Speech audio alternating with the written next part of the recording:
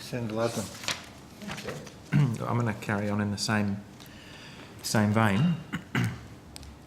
The move to dissolve the major cities unit and absorb it into the department wasn't received very well, was it, by some of your stakeholders? Senator, the major cities unit has always been a unit of the department. But it no longer formally exists, does it? The team exists. It now forms part of a larger planning analysis branch that I've established. Can you just remind me who heads it up these days? Mr James Collette, Okay. who's here Will with me. Mr Collette appear at estimates as a separate entity or not? Well, he appears in his own right here this evening. G'day, welcome. He's not a hologram, the whole person. I'm just trying to get a sense that that unit was doing extremely valuable work. So I'm trying to get a sense of whether, and maybe I'll just throw it to you, Mr Collette. What do you see as being the major advantages, and you're probably not allowed to tell me about the disadvantages, but what are the major changes to your work plan and your role that you see after this transition? Certainly, Senator. James Collett, General Manager, Planning Analysis Branch and Office in Northern Australia.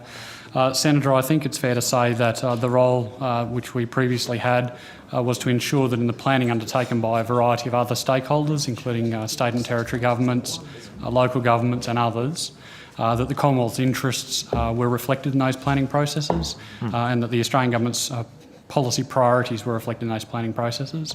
The Planning Analysis Branch, in terms of what Mr Murdoch has outlined, bringing in some people with regional planning experience, including the high-speed rail team and the other changes, doesn't change that fundamental role in my view, Senator. We will continue, albeit that the new government may have some slightly different policy priorities and planning priorities to the previous government. That is something of an understatement. We will continue to prosecute the case of having the Australian Government's priorities reflected in the planning documents, the planning processes and the planning policies of a range of stakeholders.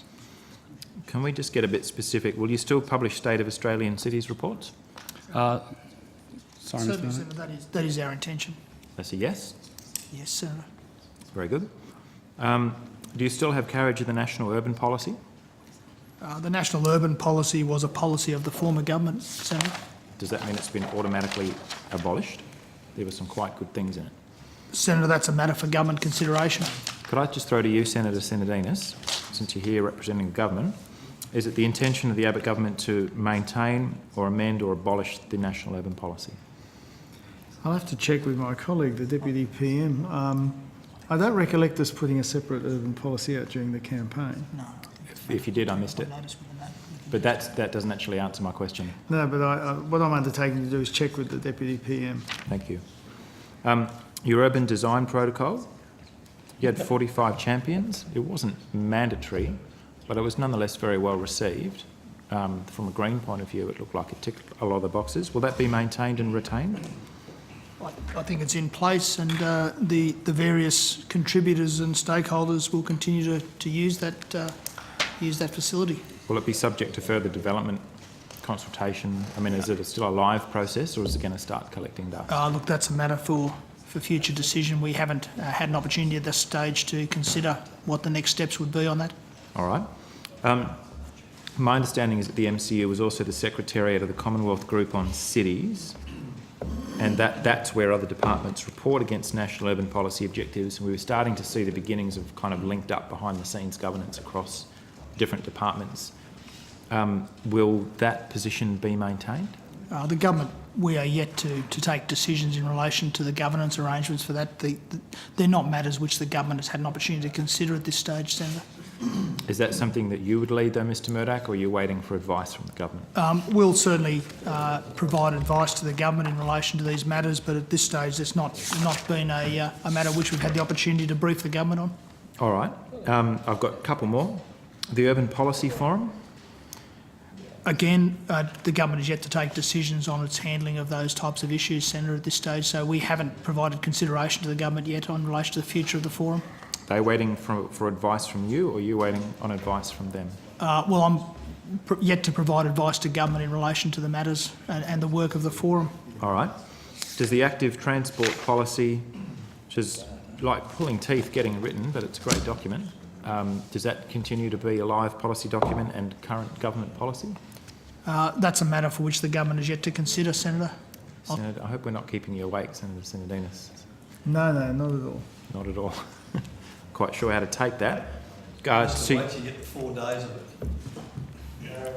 This is a walk in the park, this one. Speaking of which, Senator Senadinos, through you to the Minister responsible, does the active transport policy that the MCU developed for the former government continue in its present form? Is it? I will check for you. You add that to your list.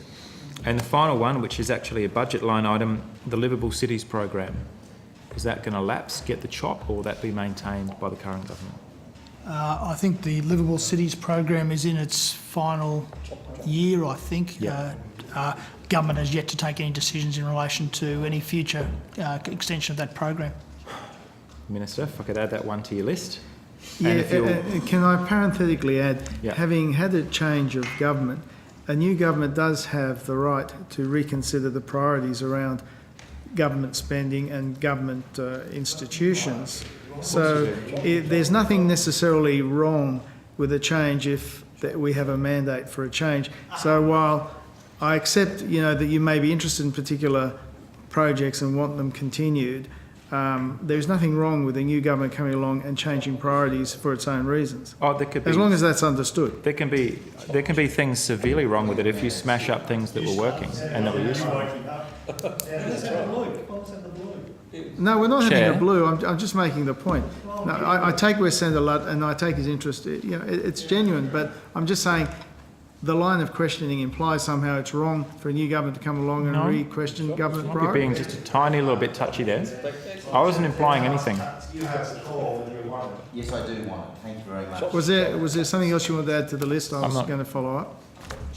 I've got quite a few more questions, but that was the end of my list.